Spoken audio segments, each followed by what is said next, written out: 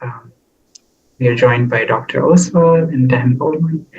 Just very happy to hear your experiences, Dan, about your early experiences with the Vipassana meditation. How did you even encounter this practice? What first brought you in contact with Goenka ji and his teachings? I think that my first contact with Goenka ji was a historical accident. I'm quite lucky. It's wonderful to hear his deep voice again. I haven't heard it in many years. He had a way of directing attention, which was quite magical. And I got to Bodh Gaya, to the Burmese Vihara, in 1970, completely by accident. I was traveling with an American whose name was Bhagwan Das. Bhagwan Das had lived as a sadhu in India for about 7 years at the time. And he is the person that brought Ram Das to meet Neem Karoli Baba, an old yogi. I came to India after meeting Ram Das. Ram Das, by the way, had been fired from the clinical psychology program at Harvard for giving psychedelics to students about 5 years before I entered. But when I met him, I was very interested in meeting his teacher, this old yogi. And I spent some time with Neem Karoli Baba, and then Bhagwan Das showed up because he had gotten a Quit India notice, which meant he'd be put in jail if he didn't get a visa extension. So he was quite desperate. He took me and another friend, Krishna Das, who's an American bhajan singer. He took us along with him to try to get a visa extension. And one of his stops was the Burmese Vihara, where there was a teacher named Anagarika Munindra. Munindraji was two things. He was the main teacher of Joseph Goldstein, who went on to found the Insight Meditation Society, become a very famous teacher in America of Vipassana. And he was also a dear old friend of Goenka ji. And Munindraji had invited Goenka ji to come to the Burmese Vihara and teach a course, particularly for Westerners who, for some reason, were congregating there at the Vihara. And so Goenka ji had just given his first course for foreigners, for Westerners, in Dalhousie. Joseph Goldstein had gone to that course. And then the second course I attended, it was at the Burmese Vihara in Bodh Gaya. And we did a series of maybe 3 or 4 courses. Munindraji had studied with a different lineage of Vipassana in Burma, but he had come to know Goenka ji, who of course was a businessman originally in Burma. And he was such a close friend that he ended up living at Goenka ji's center. Where is it? Maharashtra? Where? His main center. Igatpuri, near Mumbai. Igatpuri, yes, he lived at Igatpuri. So I found Goenka ji's instruction quite powerful, and it was very different from the clinical psychology I'd been taught, because it was, of course, in the Buddhist framework, and it was also a completely different approach to the mind than I had learned. It was really understanding the deep processes of mind rather than the topics that float through the mind, which is the focus, for example, of psychoanalytic approaches. And I had been trained in a kind of psychodynamic approach in my clinical psychology at Harvard, and this was I thought, a very original, of course it's ancient, but from a Western point of view, it was a very original approach to the mind. And I got more and more interested in Abhidhamma. I did that technique for many, many years. That I went on to do other practices, which from the point of view of the people who ran the centers, Goenka ji centers in America, one of the first was near my home was in a place called Shelburne Falls in Massachusetts. And I knew the people who founded it, but they were quite disapproving of doing other kinds of meditation. Goenka, however, was just completely compassionate and generous. He came back to America for a final tour, and he insisted that my wife and I come visit him, which we did. We had a wonderful time with him. And I didn't feel anything about the fact that I was now doing something different. But his instructions for me were very foundational and extremely important. Yeah. So, as Daniel, you mentioned that Goldstein, who was here, and many other people, many Westerners were coming to India that time to learn meditation and all. And I see that many of Goenkaji's early students are Westerners. Mm-hmm. Of course, there were Indians, but Westerners were much more during those early days. So I'm little curious to know, why that time, in that particular time, all the Westerners were actually looking for such techniques. Though you mentioned that you went to Neem Karoli Baba, Munindraji, and many others, but why was this search actually? I think that in the West, in America, people were feeling that the materialist vision of life was insufficient. When I went to India, however, most young students that I met wanted to get a visa to go to America and become an engineer in America and get rich. So it was a very funny reversal going on in those days. I think that many teachers from India and Asia were coming to America, sensing that there was a great yearning among younger people in general, specifically, for something deeper than just a materialist view. And some of them were wonderful teachers, like Goenka, with great integrity. Some of them were con men who were just looking for money and power and sex. And they got that, but it usually exploded in terms of some scandal. Goenka was there at the right time, I would say, for Westerners in those days. And more people who had come to India seeking some spiritual teachings in those days were flocking to his courses. And I think over time now, as you mentioned, most of his students have become Indian, I gather, which is, I think, quite appropriate. But I also think that there's something very profound in his life story, which is his starting out as a very successful businessman, but then finding a spiritual depth that wasn't available through that mode of living, and then pursuing it very deeply. Yeah, I would be curious to hear your experiences of first few courses that you did with Goenka and how was that like? If you have any stories to share. I think one of the most powerful personal experiences was the hour in which you took a vow not to move, and you felt excruciating pain, but because of the vow you didn't move. And then all of a sudden the pain became, various stimuli that weren't so painful after all. That was an amazing insight and lesson.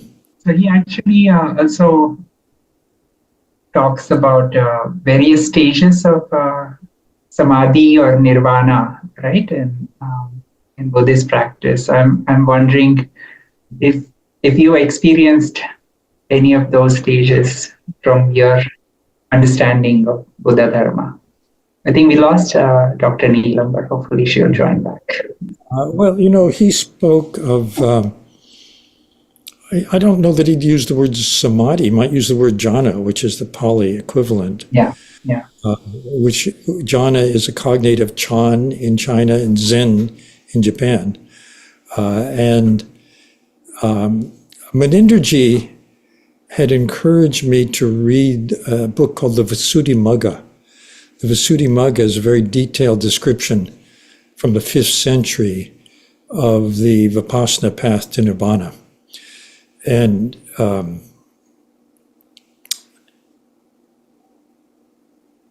I don't really talk about my own experiences. I'm sorry, Vipul. So, That's okay. Yeah, whatever you're comfortable. And I'm curious what made you then shift away or transition to other teaching if you had such powerful early experiences? it was meeting other teachers whose quality of being I much admired and was drawn to. And so, my personal view of why Vipassana was so important had to do with Neem Karoli Baba, the Indian yogi. I was not very interested. Oh, hello, welcome back. I was not very interested in the kind of traditional devotion to the form so much as being really interested in the quality of being or mental state that he seemed to embody. And it seemed to me that Vipassana was a path to something like that. And so I pursued it because of the inner transformation. And so when I met other teachers, particularly in those days, it was Tibetan teachers who had done years and years and years of retreat, I was quite drawn to their quality of being and started taking instruction from them, which was quite, it wasn't as though I had to give anything up. It was quite a smooth transition. I had originally been put off by the kind of, I think maybe culture-specific rites and rituals of Tibetan Buddhism. When I went to Bodh Gaya in 1970, there was a Tibetan temple. There were temples from all the major cultures that had Buddhism at its center. And when I went to the Tibetan temple, I wasn't very interested in what you might call the puja in India, but I was very interested in an old Lama I met there named Kunu Rinpoche, who had qualities of being that I really admired. He's very easygoing, very equanimous, very available, very loving. And I learned years later that he was the Dalai Lama's main teacher on compassion. But he was very humble, so he would never say that. But he certainly embodied it. So, as we started the meeting, you wanted to start with Goenka ji, turn to Vipassana because of his migraine. Something on that track you wanted to share something, right? Well, I was saying that I was very deeply moved by my experiences with Goenka ji in a way that I had never been deeply moved by my professors at Harvard in clinical psychology. And that it was I thought, a very powerful, from a Western point of view, innovative, from an Asian point of view, very ancient, of course, but because Abhidhamma was really pretty much unknown in the West in those days. It was quite a revolutionary approach to the mind and to states of being, and actually I think maybe to cures. I think Goenka ji says that he was cured of his migraine headaches. I think that there's a real power to his approach to Vipassana, that people experience deep states, very relaxing states. I think that it's probably a powerful antidote to stress-based maladies. Is there any research being done on that, or has there been on Goenka ji's method that you know of? Yeah, there are many. Some of them are being published also. Mm-hmm. I'll share a bit about my interest in research on his method. So especially after my second course, that was an insight that, oh, they are speaking about mind-matter relationship between mind and body. And when mind is calm and quiet, like I can sit still. Otherwise, it's really difficult. And after that insight, like I was feeling, oh, gradually I started understanding that this is a system which is working for me. I had not heard about mindfulness by that time. So I was thinking that maybe for my patients it would be useful. But then the next question which came to me was that, but how will my patients with depression or anxiety can sit for this long and all? So that's where I started thinking maybe some research in this about this with people with depression, anxiety attending Vipassana courses and research being done would be useful. So as this stream of thought was going on, I started thinking of, I'm finding this system foolproof, but still there are people who couldn't complete that. So I started exploring that. So why sometimes some people are not able to complete? So sometimes there are superficial reasons, like they didn't like the food, they didn't like the strict regimen and whatever. Another was mental illness as such.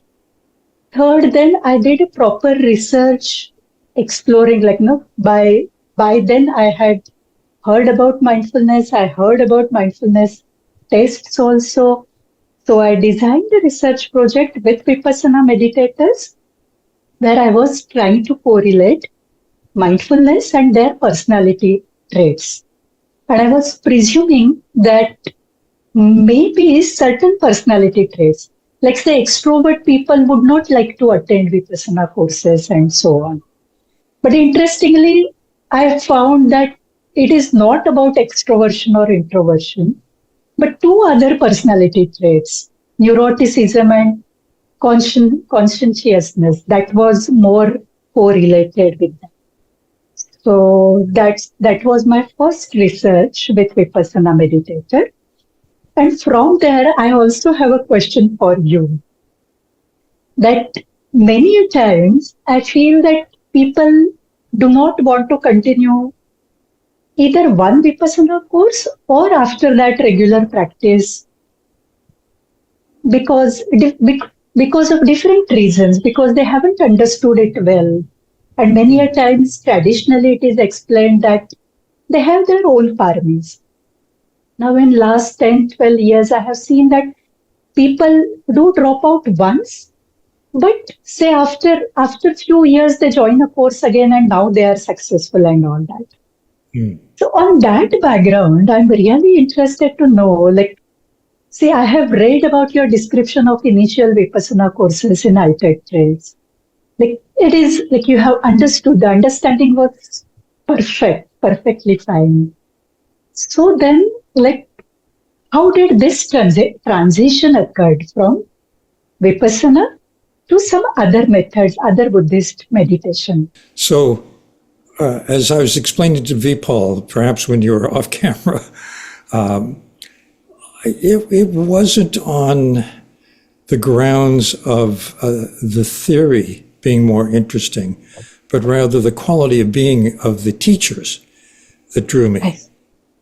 And I ended up doing Tibetan practice because I met some Tibetan teachers who had done many, many, many years of retreat, who seemed to have transformed their inner being in ways I found quite admirable. So I kind of naturally was drawn to them, kind of magnet-like. I think if Goenka lived next door to me, I would have stayed with him. It was harder and harder to see him. And also there's, from a theoretical point of view, the so-called Mahayana Buddhists emphasize bodhicitta, particularly loving kindness and compassion. And I found that drew me to. And there was something about the Tibetan version, which falls within the category, from their point of view, of Vajrayana, which I liked, which was the integration of practice with daily life and an emphasis on that. So I think all of that probably made a difference. Though I think ultimately it came down to the quality of being of the teachers. Interesting. If at all, influenced your later work in the field of psychology, emotional intelligence? Well, I think that the main lesson for the West of Vipassana, at least one conclusion I drew, was that there was a way to look inside which was deeper than the normal look inside. It's not just what are you thinking, but how do thoughts operate, which I found much more profound. Looking at impermanence, at non-self, and seeing the stream of consciousness as a stream instead of trying to capture different moments in consciousness and look at what you get at that moment. I think that was a very profoundly different way of looking at the mind. Isn't it like in psychiatry, clinical psychology, we are trying to understand content of thought, whereas in meditation, we are trying to understand form of thought. Is that right? So, Daniel?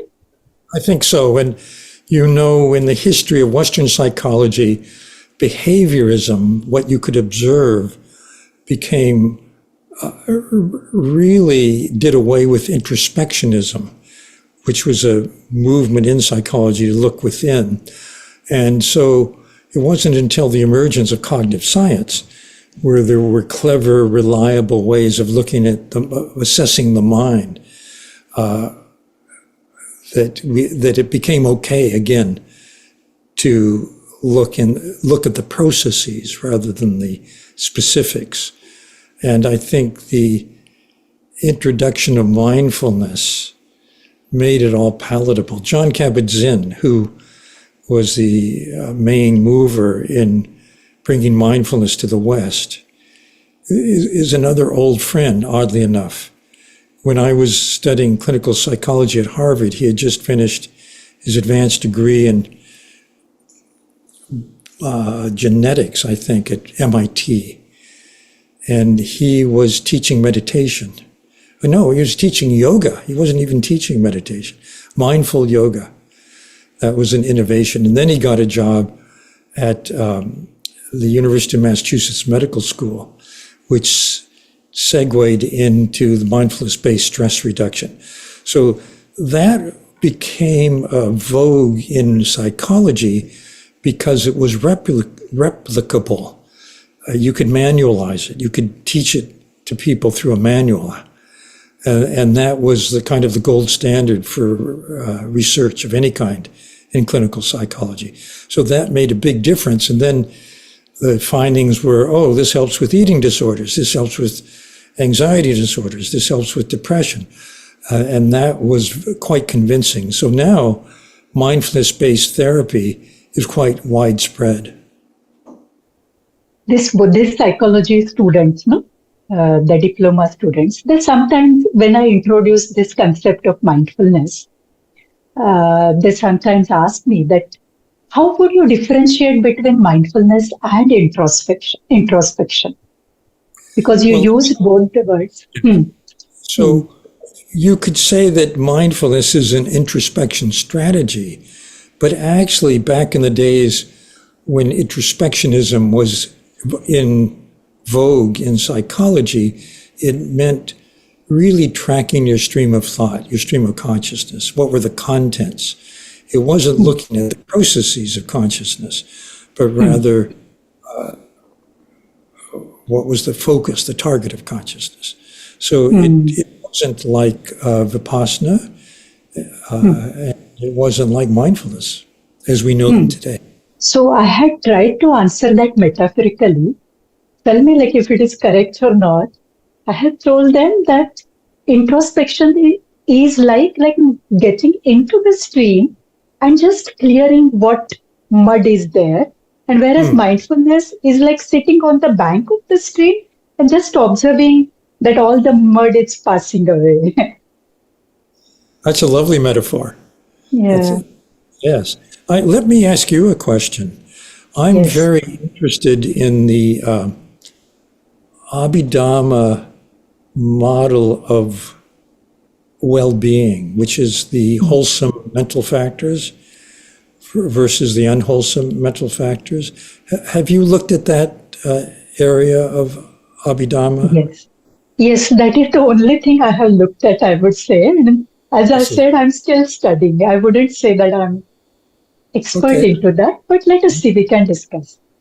Well, I'm wondering how you would compare the Buddhist model of wholesome mental states with, dominant modern models of well-being.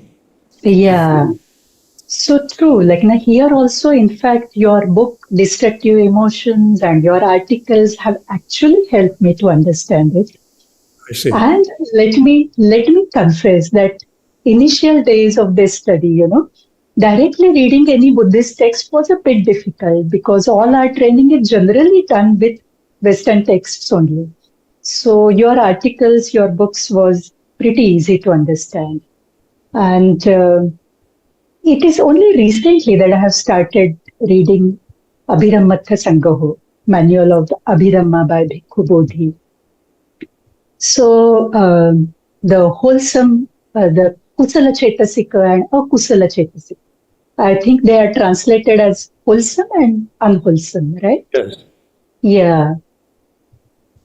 So I remember like what your discussion with the Dalai Lama and what are considered as destructive emotions and like all those emotions which disturb your mind are considered as destructive, Yeah. not only which reflect in behavior and all that.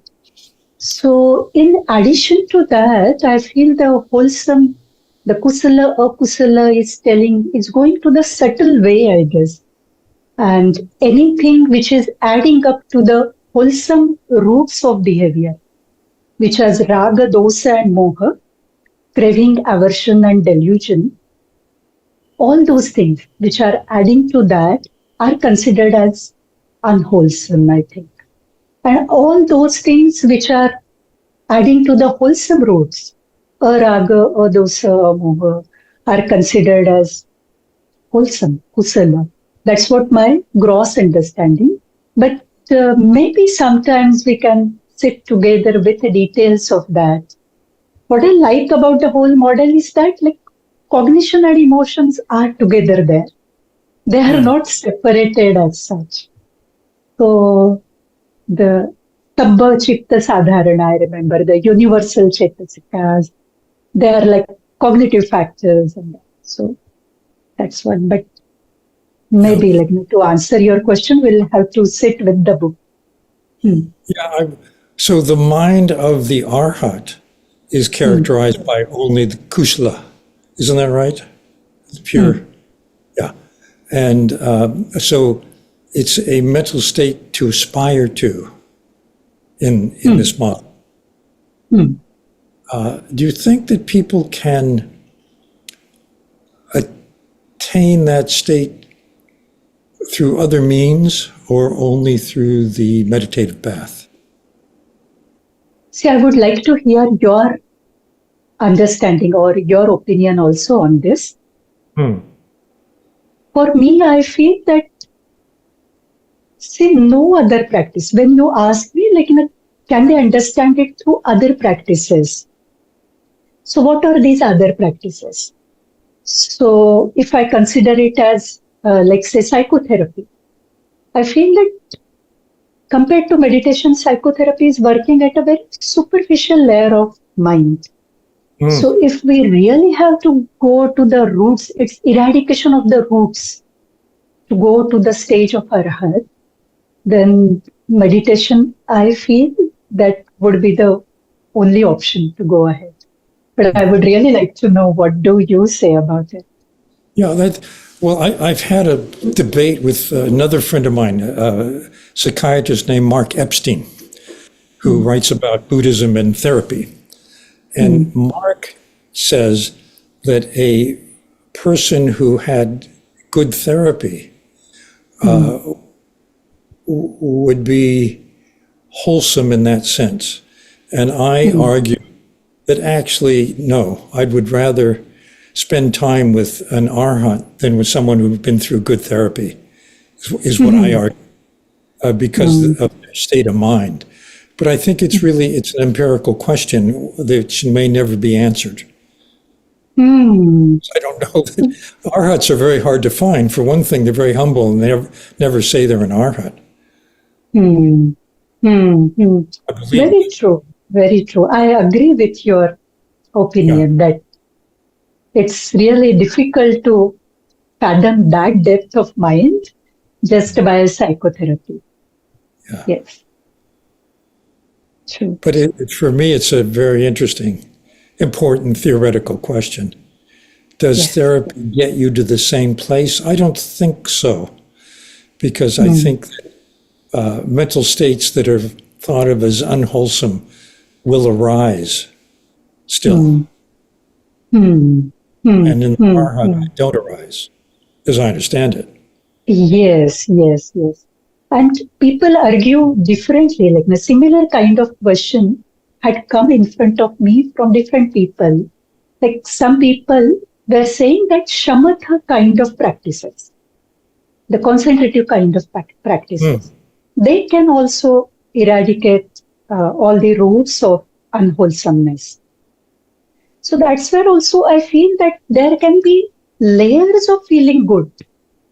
But beyond that layers, as you say, that sometimes one really, like something comes up which is moving you, which is disturbing your mind and is deep-rooted anusaya kilesa that comes up.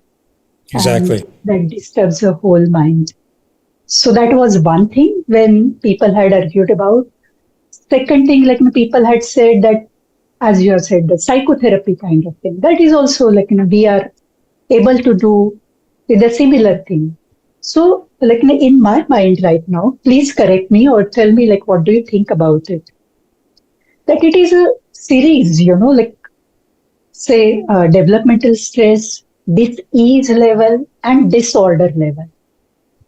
So at disorder level, I feel that drugs would be the only option. And it is like, when the people are stable, that is the time, like, they can go for shamatha kind of practices, anapana practices. Dis-ease level, when people are disturbed, but they still have the capacity to restore their balance, they can go for Vipassana, they can do this deep-rooted operation and can restore their balance also and can work on these deep-rooted complexes also. Whereas I feel the developmental stress level, yes, people can directly go for Vipassana courses, start working on eradicating these deep-rooted complexes right away. That's how I understand, but I would like to know what you feel. So my view of this, you actually are talking about a controversy that's millennia old. The schools of yoga, which evolved into various schools of Hinduism, practiced samadhi methods, jhana approach, full concentration, to attain what they see as enlightenment. And the Buddha was quite revolutionary in proposing a different path. And for me, it's quite theoretical, but I would say the Vipassana path, as it's been described for centuries now, seems to aim to eradicate entirely the unwholesome factors, while from a Buddhist point of view, the yogic samadhi jhana-like practices temporarily suppress those states. But there is, as you point out, a latent tendency, the anusaya, so they can come up again. And the question that I don't know the answer to is there a level of samadhi which integrates with the rest of awareness, daily awareness, so that what you would call anusaya, unwholesome tendencies, don't arise? Are they functionally equivalent? In other words, can you have a life or a mental state where there are no unwholesome moments of mind because you have practiced samadhi and it's an ongoing reality for you, integrated with the rest of your living? Is it the same as in an arhat? So if I understand the question properly, you are asking that is there a level of practice of samadhi where it results into eradication of unwholesome roots of behavior? I wouldn't say eradication, because I don't believe it's claimed that anusayas are eradicated. I think it's functionally the same in that there's this ongoing suppression. Are you familiar? Is this called Sahaj Samadhi? This level of samadhi? What is the word? Which samadhi? Sahaj Samadhi, the integration of vijnana-like state with daily awareness. You're shaking your head. Are you agreeing? Or just wondering? No, I'm just trying to understand. Like, I don't know. I haven't heard of it. You don't know? I haven't heard. Vipul, do you have an idea about that? There are two scholar students Abhidhamma in all its, the scope of it is so vast and complex. Yes. But just one observation I had, Dan, and would like to hear your views about it. When I think particularly about the Vipassana practice and compare it with widespread mindfulness practices, two things that stand out for me in the Vipassana practice. One is the emphasis on prajna, or the experiential understanding of impermanence, the arising and passing away sensations. And the second one being the importance given to the 5 precepts, or the Shila, as the foundational piece. Right. These two I haven't seen being emphasized in the general mindfulness practices, or even in psychotherapy for that matter. So I'm curious to hear you. I agree. When Buddhist practice was brought to the US or to the West, certain key parts of it were de-emphasized because they didn't fit well with American or Western culture or modern life. One of them was the idea of sila, that a prerequisite for practice is what are sometimes called vows, or agreeing with yourself that I will not do this or let it arise in my mind. That is not something that comes easily to Westerners. And there are other aspects, devotion, for example. Devotion to the teaching, devotion to the teacher are de-emphasized because there is a lot of mistrust in Western culture of, for example, spiritual teachers, because many of them who came, or some of them who came, notoriously didn't deserve the trust. So I would say that there are key aspects of practice which are preserved in the original tradition, which did not translate well in the West and were not, either forgotten or de-emphasized, particularly when mindfulness is used in psychotherapy, because you have to meet the person where they are, and you can't expect them to take 5 vows. It's just not appropriate in the therapeutic setting or in Western life. Mindfulness is now quite widespread in business. And I think business people don't like to examine their ethics because they really, at root, business is about greed, about profit and growth, no matter how you get there. And so it's hard to get in that culture of business to introduce the idea of ethics, ethical living. In this view. This is a little heretical for me to say, but I think it's true. I think second part of Vipul's question was about this understanding of impermanence. That also somehow has been lost from mindfulness practice. Yeah, so prajna, the understanding the essential principles at work in the mind, like impermanence, is, I would say it's a kind of a higher understanding that comes with deep practice. And of course, it's part of what happens in Goenkaji's courses, the way he's designed them. But it doesn't mesh with how mindfulness is described or taught at a kind of beginner level. But the beginner level, what's seen as the beginner level from a meditative point of view is a very profound level from a psychotherapy point of view, I think. I was just saying this is helpful. Thank you for making that contrast between just the cultural adaptation of Dhamma and what fits, what is received, what is emphasized, what is not. Mm-hmm. Just bringing it back closer to you, Dan, I'm curious if you're willing to share. Yes. If you have a daily meditation practice and what that looks like.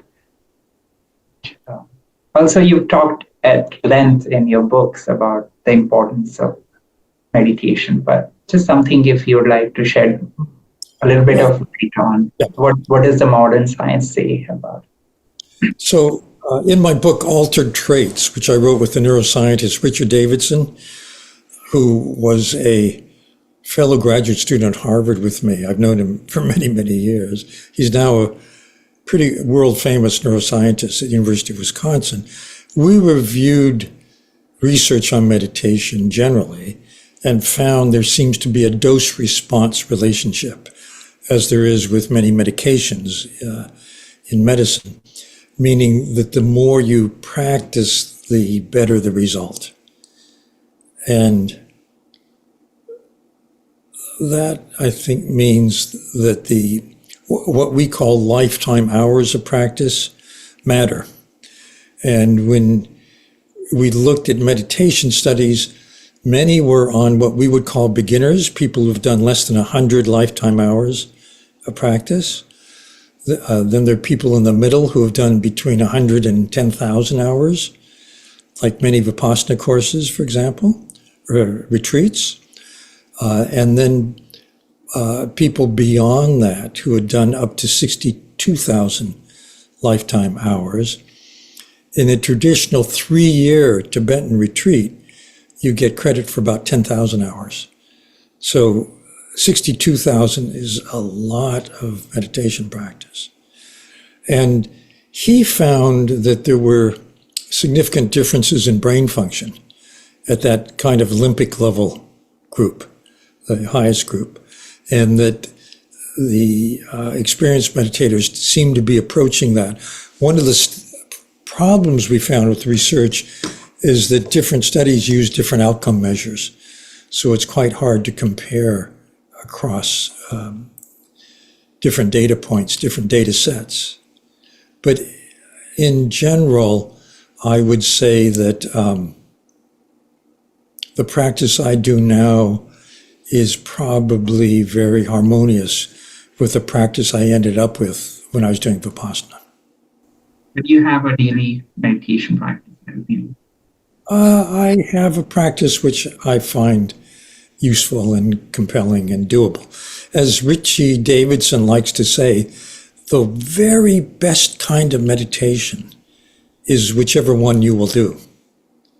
I like that. Yes. I have one question here. Shall I, Yes. Vipul? Please. Fine. So since you mentioned about this brain researchers and all, like I was thinking that, yes, like when I started research, when I was thinking about research in Vipassana, first thing came to me this only, that what are the neural correlates of Vipassana meditation and all that. But as I studied and experienced further, I was just wondering, let's say, like we in psychology, we have a tendency to equate mind with brain. Whereas in meditation practice, we are understanding it differently. Like these are, like mind is these four processes called as nama, vijnana, sanya, vedana, and sankhara. Consciousness, sanya, whatever the translation are.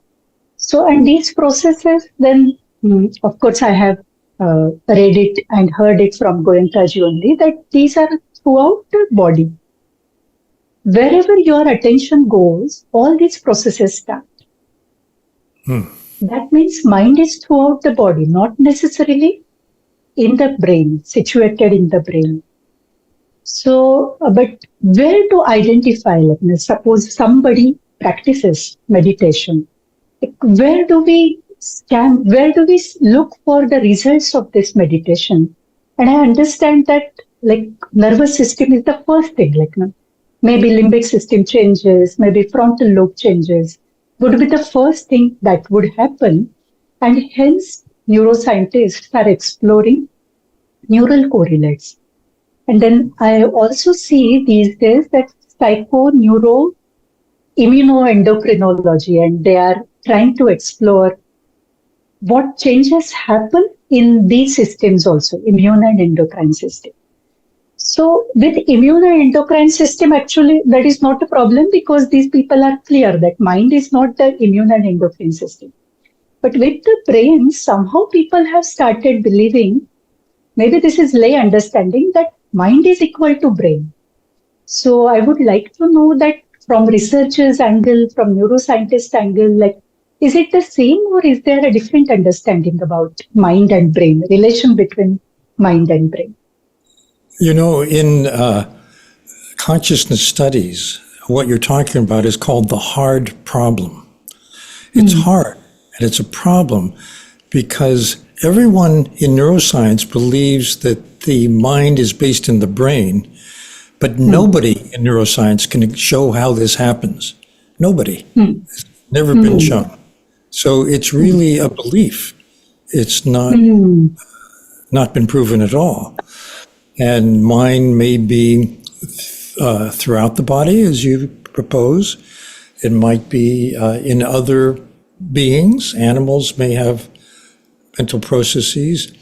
Some people have an attitude of what's called panpsychism, which says that everything, in some sense, is conscious and has consciousness. And nobody knows the answer. So I don't know. One of the interesting studies that's going on is of what's called in the Tibetan tradition tukdom. Tukdom occurs in highly evolved practitioners after they die. And their body does not, like other bodies, decompose, but stays in a state that's surprising after death. And it may be that, as Tibetans say, consciousness does not depend on the body, does not depend on the brain. And this state, if it's shown to exist, may show this, that body and brain are body, brain, and mind are different entities, Mm. interrelated but different. But it's early days. We don't know. It's too soon to say. I see. Yes. Yes. Many a times people give this example that, see, look, you are depressed. You take certain neurochemicals inside through the medicine, psychiatric drugs, and the depression is gone. That means something is deficient in the brain. When it is replenished, your mind comes to normalcy. So that means mind is equal to brain. So you know that nature economizes on molecules. So if you take something like a serotonin blocker for depression, most of the receptors for serotonin are actually in your gastrointestinal tract, not in your brain. So you may get what are called side effects. They're actually not side effects. They're real effects of the chemical. So the chemicals that we use, for the most part, for mental disorders may work to some extent, but they also have other outcomes in other systems of the body. That's just the way bodies are arranged.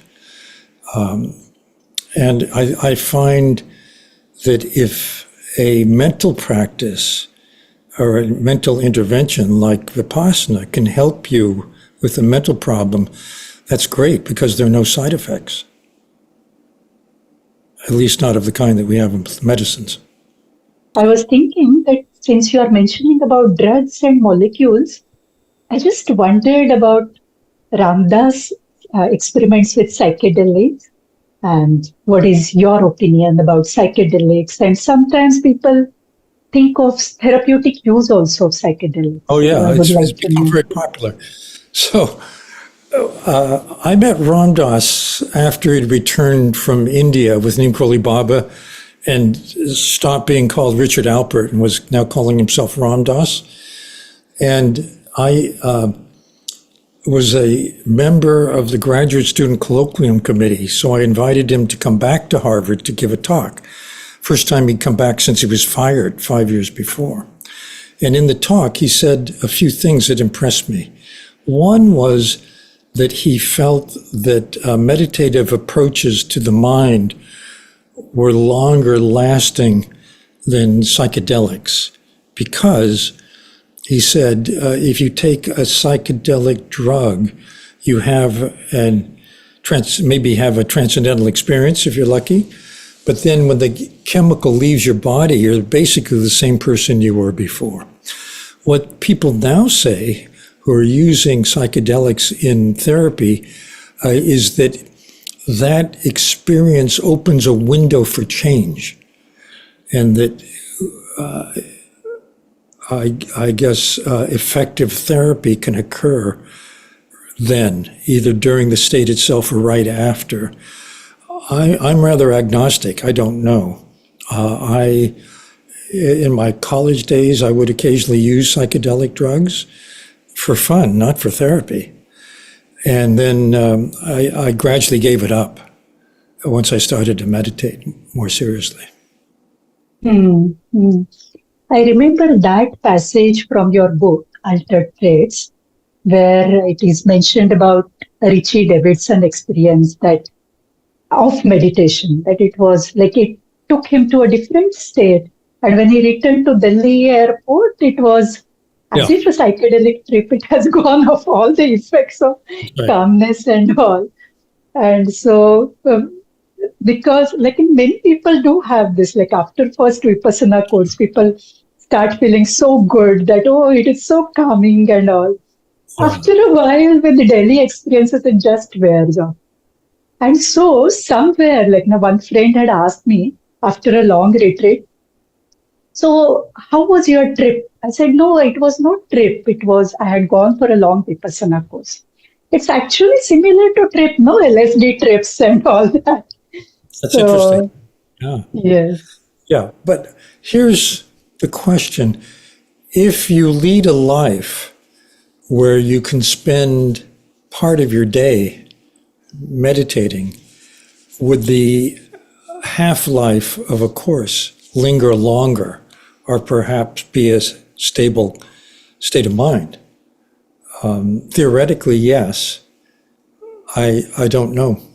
But I would say this, that the yogis that Richie Davidson studied, who had done 10,000 to 62,000 hours of practice, had pretty much stabilized in a different state of mind. So I would say the theoretical answer is yes. So your answer is yes to that, yes, meditation effect wears off, right, Daniel? I would say if you do it enough, and we don't know what enough is. Right. So some time ago you had asked me about researches also on Vipassana. So this is one of the important findings, that if a person just attends a course and doesn't do any practice later, it wears off. But if the person is doing morning and evening meditation, say 1 hour meditation, as prescribed by Goenka ji, the effects are continuing. So that is pretty important finding of this research. And then it is found that the initial understanding, it is just of Vipassana, is not react. You observe the sensation and don't react. But later on, people start understanding that it is not only about not reacting, but it is understanding, like outside something is happening, what effect does it have on my body, and understanding its impermanence, and then accepting it. So that takes time, transition from non-reacting to equanimity. So the interesting measure there would be something objective, like, the operational definition of resilience is the time it takes you to recover from peak upset, to baseline. Can you get a measure of resilience to show that there's a lasting effect? Just a thought. Because if you ask people, there are many reasons not to trust people's self-reports of how they feel. But if you can get an objective measure, the physiology of recovery, for example, that's much more interesting, more convincing. So in this research on whether an hour or two post-Vipassana course helps you keep a stability in that state rather than having a half-life where it deteriorates, I would like, as a scientist, I'd like to see an objective measure rather than subjective. Yes, very true. Agree with you. Yeah. And one more question, Vipul, if you allow me. Yes, of course. About the concept of emotional intelligence and its components. So I was thinking, like, I'm aware of its components and all, but do you suggest, what practices do you suggest to develop this or cultivate this emotional intelligence? Are they similar to meditation or something else? So emotional intelligence, the way I define it, has 4 parts. One is self-awareness, and I would say that meditation is the practice of self-awareness. The second is self-management. For example, recovering from becoming anxious or angry. And I would say that meditation helps you with that. I've started actually introducing Anapana in my talks about emotional intelligence. But then the second part is empathy, tuning into emotions of the other person. And there's some interesting data that suggests that metta may help people increase their empathy. And then there's putting that all together to have effective relationships. That's the 4th part. So I would say that at least for 3 parts of emotional intelligence, meditation practices are probably quite helpful. Nobody's done that study. You could do it. Interesting. Thank you so much. It's helpful. Vipul, now up to you. I was just saying you're living that. study or that proposition? Vipul, I wouldn't trust how I present myself, nor what I say. I would ask my wife. Okay, I'll arrange for a separate interview with Tara then. No, from what I've heard from her as well, and seeing you both together, an emotionally intelligent couple. So just bring it back to Vipassana. What if you would like to share any message to any current students of Vipassana or people who may be interested in exploring that path? Well, from your vantage point, what would you say? My sense is the more you're able to work this into your daily schedule and to do retreats, the better the effects will be. Yeah. That's my message. Great. Yeah, it re-emphasizes that consistency of practice. Not only consistency, but sheer amount of practice is important. You mentioned about different schools in psychology, introspection, behaviorism, psychoanalysis, and all that. So I was just thinking that, say, it is very recent. The birth of psychology itself is very recent. And the empirical methods, the emphasis on empirical methods delineated this study of mind from philosophy and religion and all that. So now, we are studying psychology from this positivistic, post-positivistic paradigm for last more than 150 years now. And right now that many people like you are being aware of meditation practices, we are getting convinced that this is a different kind of psychology than the textbook and mainstream psychology. So I'm just wondering that what would be the future of psychology hereafter? Neem Karoli Baba, the old yogi, said to me once, you can plan for 100 years, but you don't know what will happen the next moment. So with that in mind, I hesitate to speculate. Okay. Thank you, both of you. This has been quite fun.